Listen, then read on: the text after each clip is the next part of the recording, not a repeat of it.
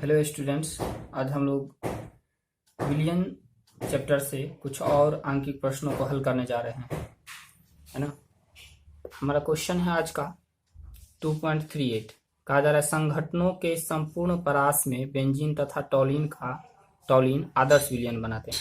मतलब बेंजीन और टॉलिन को किसी भी संगठन में रखते हैं, उसको मिलाते हैं तो आदर्श विलियन का निर्माण होता है।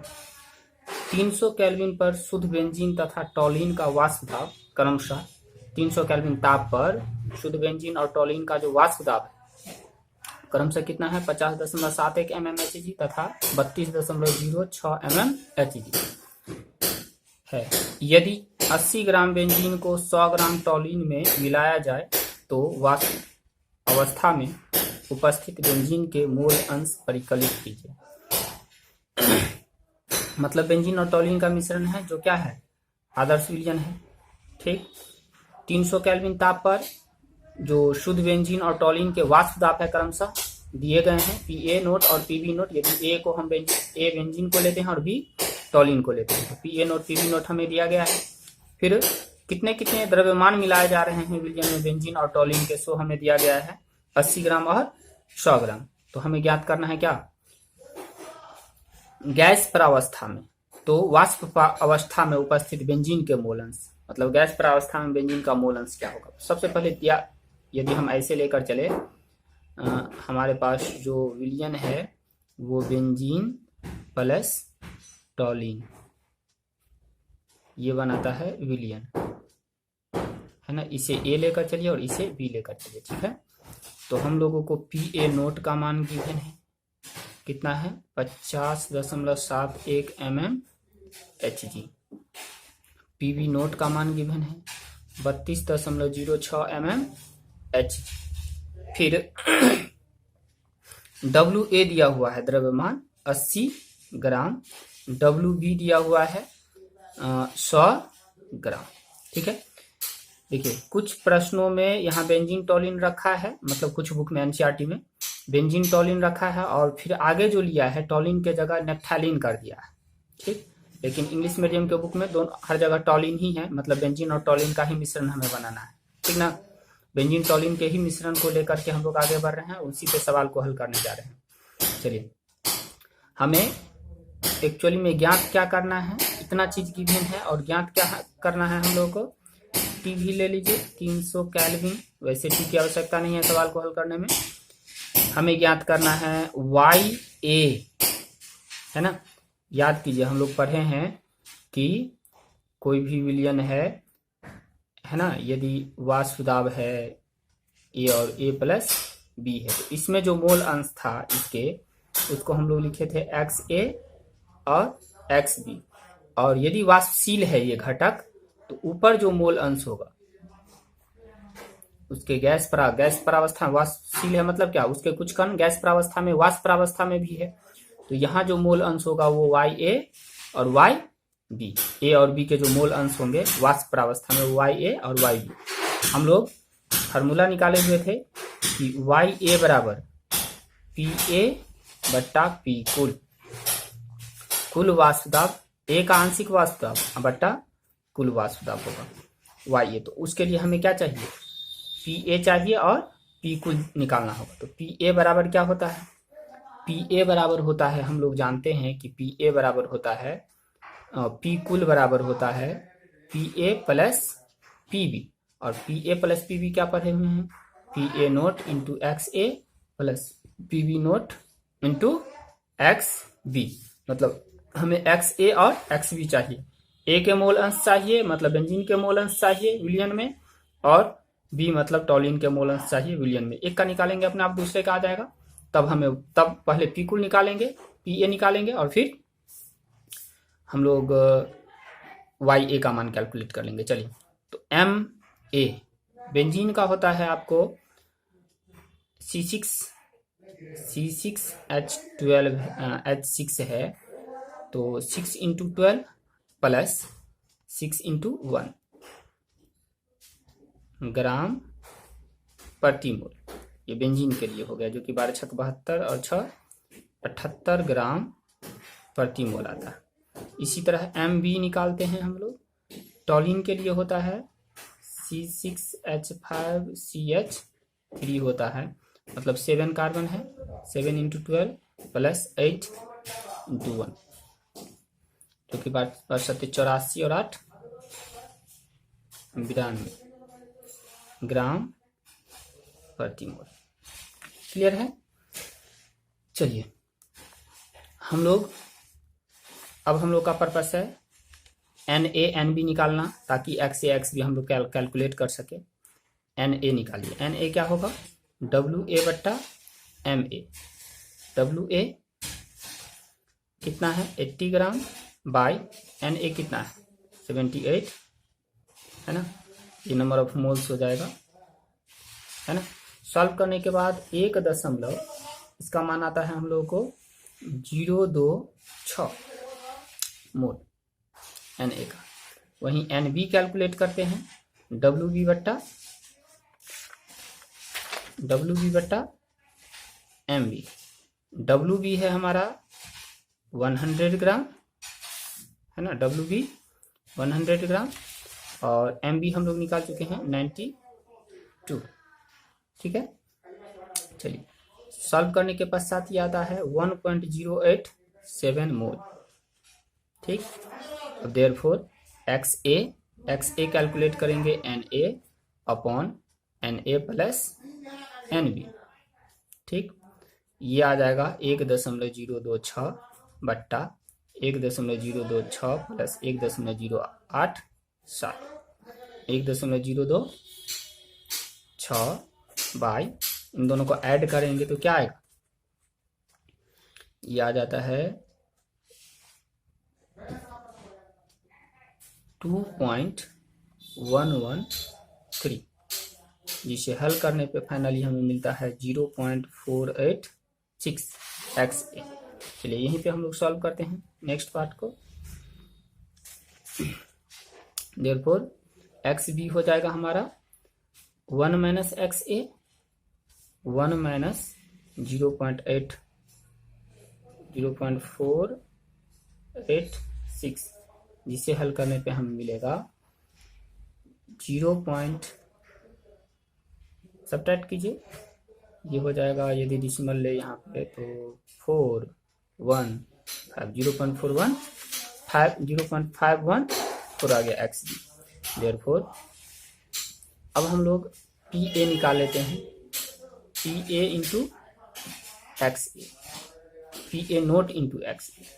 PA नोट हम लोग को क्या गिवन है? 50.71 mmHg। 50.71 इंटू XA कितना लाए हैं? 0.486। दोनों को मल्टीप्लाई करने पर हम लोगों को प्राप्त होता है 24.645। ठीक है, mmHg। अब हम लोग PB निकालते हैं, PB note into XB। PB note क्या है हमारे पास? 32.06 mmHg, 32.06 mmHg गुने, और ये लाए हैं हम लोग 0.514, गुना करके हम लोग को मिलता है 16.479 mmHg। ठीक। देयरफॉर YA क्या बताए थे? YA जो वाष्प प्रावस्था में बेंजीन का मोल अंश है वो हो जाएगा PA बट्टा P कुल, मतलब PA प्लस PB। ये हो जाएगा PA बट्टा PA प्लस PB, जो कि PA हमारा आया है 24.645 बट्टा 24.645 प्लस PB का मान 16.479। दोनों को हल करने पर कितना मिलेगा? ऊपर 24.645 बट्टा जोड़ने पर 41.124, जो फाइनली हल करने पर हमें मिलेगा इसका मान 0.6। YA बेंजीन का वाष्प प्रावस्था में मोल अंश आया 0.6। क्लियर है। नेक्स्ट क्वेश्चन है हमारा 2.40 2.39 हम लोग छोड़ दिए। 2.39 में कुछ एरर है, डाटा इनसफिशिएंट है और होना चाहिए कुछ उसमें दिया गया। चलिए 2.40 में क्या कहा जा रहा है, यदि जल का परासरण दाब 27 डिग्री सी पर 0.75 वायुमंडल हो तो 2.5 लीटर जल में घुले CaCl2 जिसके लिए I का मान दे दिया है आपको कितना 2.47 की मात्रा परिकलित कीजिए। एक्चुअली में जल का परासरण दाब है, मतलब उसमें ऑलरेडी ये CaCl2 घुला हुआ है, शुद्ध जल का परासरण दाब नहीं है, ये विलयन का परासरण दाब है, ठीक ना। चलिए ये दिया हुआ है और ये एबनॉर्मल है, ये वास्तविक मान है, ठीक है, परिकलित नहीं, ठीक। तो जो डाटा दिया है, विलयन का आयतन दिया हुआ है, परासरण दाब दिया हुआ है, ताप दिया हुआ है, I का मान दिया हुआ है। सबसे पहले उसको लिखिए। ताप पहले T कितना है 27 डिग्री C, जो कि कितना आ जाएगा 27 प्लस 273, ये केल्विन में, जो कि आएगा 300 केल्विन। फिर पाई एबनॉर्मल हम लोगों को दिया हुआ है, वास्तविक मान 0.75 एटमॉस्फेयर वायुमंडल, ठीक। फिर V दिया हुआ है 2.5 लीटर आयतन, I का मान हम लोगों को गिवन है 2.47। चलिए CaCl2 है ना। हम लोग जानते हैं चूंकि I बराबर होता है पाई एबनॉर्मल बट्टा पाई नॉर्मल, तो यहाँ से यदि हम मान रखें पाई एबनॉर्मल बट्टा CRT, पाई एबनॉर्मल बट्टा C को लिखते हैं हम लोग N/V, number of moles bye आयतन RT, हम लोग इसको लिख सकते हैं पाई एबनॉर्मल इंटू V बट्टा NRT, I इक्वल टू हम N निकालते हैं, है ना। N क्या है, इसके मोलों की संख्या जो घुला हुआ है जल में, ठीक है। चलिए इसका मात्रा ही चाहिए जल में कितना घुला हुआ है, तो मोलों की संख्या आ जाएगा, वहां से द्रव्यमान में भी कैलकुलेट कर सकते हैं, मोलर द्रव्यमान से भाग देकर गुना करके। चलिए क्या हो जाएगा, N बराबर पाई एबनॉर्मल इंटू V बट्टा IRT, है ना।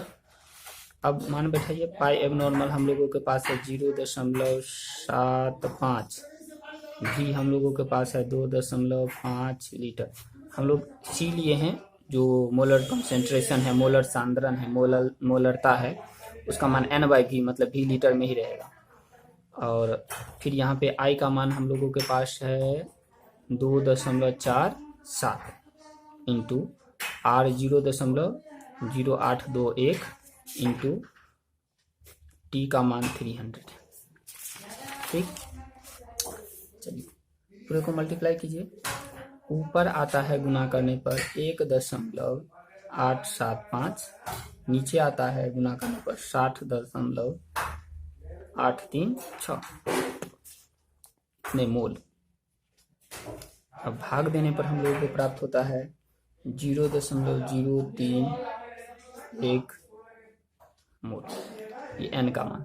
यदि इसके द्रव्यमान ज्ञात करने हैं तो हम लोग जानते हैं द्रव्यमान के लिए N बराबर क्या होता है W/M डैश या M कहिए, तो W क्या हो जाएगा N गुने M, मतलब इस नंबर ऑफ मोल्स को जो CaCl2 है उसके मोलर द्रव्यमान से गुना कर दीजिए।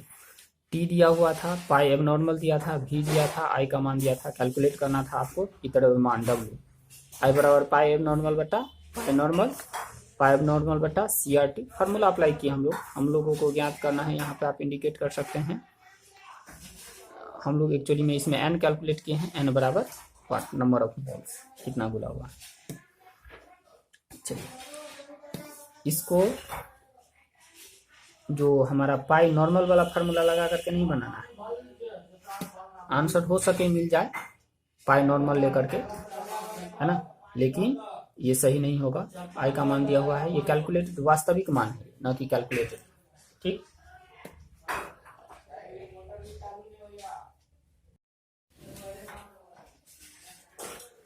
चलिए नेक्स्ट क्वेश्चन लेकर चल रहे हैं। कहा जा रहा है कि 2 लीटर जल में 25 डिग्री C पर K2SO4 के 25 मिलीग्राम को घोलने पर बनने वाले विलयन का प्रसारण दाब यह मानते हुए ज्ञात कीजिए कि K2SO4 पूर्णतः वियोजित हो गया है।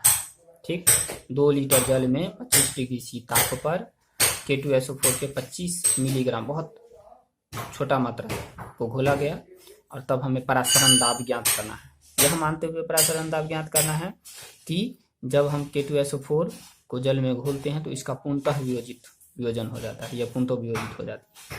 तो सबसे पहले दिया क्या है, T हम लोगों के पास है 2 लीटर, है ना। T हम लोगों के पास है 25 डिग्री, C जो कि 25 प्लस 273 केल्विन हो जाएगा, 298 केल्विन। ठीक है, फिर W दिया हुआ है 25 मिलीग्राम, जो 25 गुने 10 का पावर -3 ग्राम आए।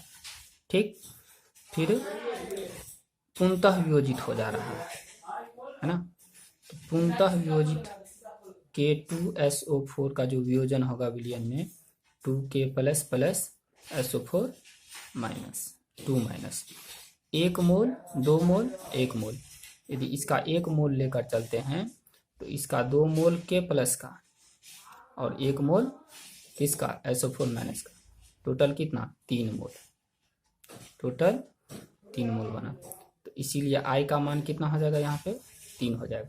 लेकर दिए जल में घुलाएंगे हम लोग 1 मोल, लेकिन वास्तव में उसमें जो विलय के कंपोनेंट्स होंगे उसके नंबर ऑफ विलय जो होगा उसके नंबर ऑफ मोल्स जो होगा, क्योंकि वियोजित हो रहा है तो मोलों की संख्या बढ़ गया, 3 मोल हो गया पूर्णतः वियोजन के कारण। I का मान देखिए। परासरण दाब हमें ज्ञात करना है, मतलब पाई एबनॉर्मल ज्ञात करना है ना।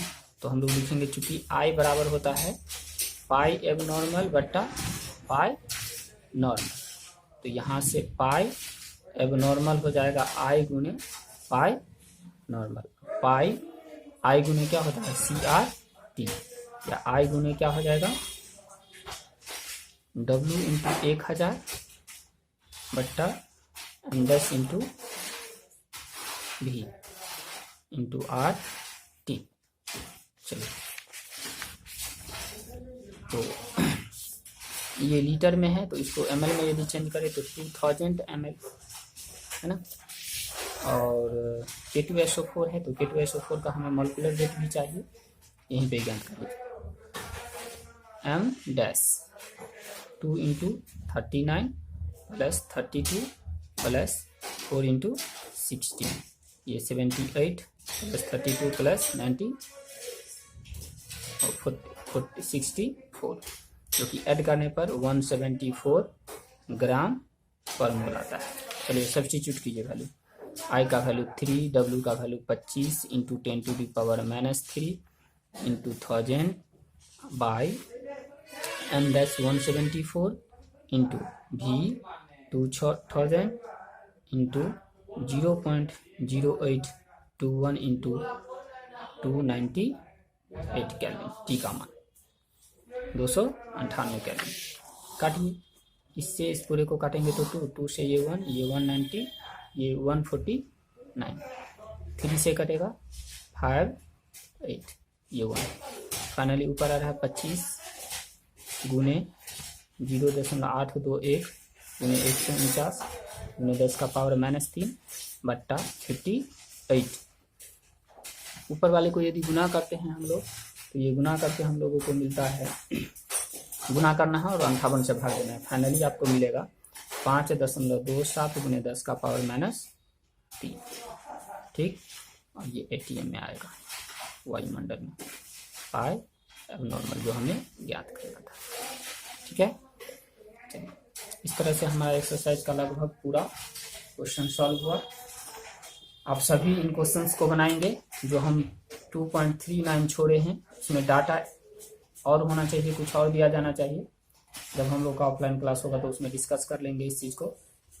आप सभी बना के कंपलसरी रूप से क्वेश्चंस को सॉल्व करके और भेजिए मेरे व्हाट्सएप नंबर पे। ठीक।